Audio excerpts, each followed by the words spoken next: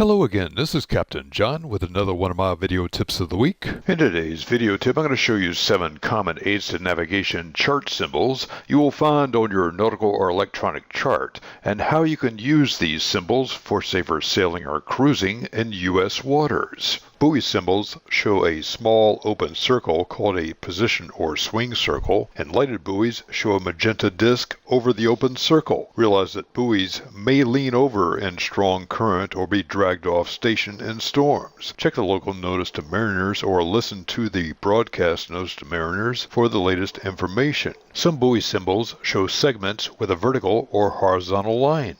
The aid description will always show the colors of each stripe or band. RW means red and white vertically striped, and these buoys may be passed on either side. They are called safe water buoys and are often used as sea buoys at the entrance to channels or in major shipping lanes to mark the center of channel.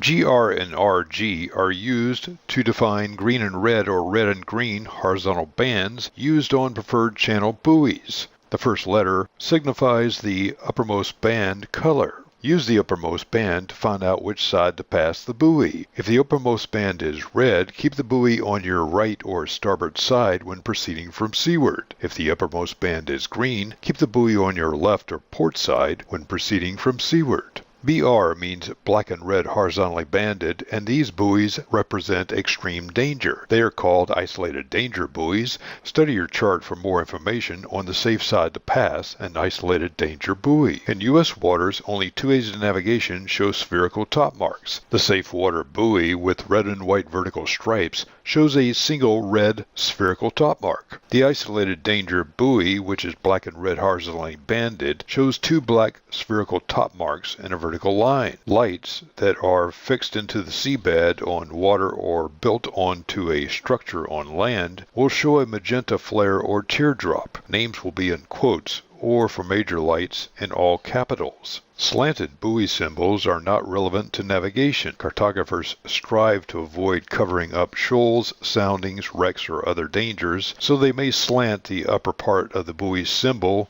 Concentrate on the open circle of the buoy or the black dot or small star of a light, which marks the actual position of the aid to navigation.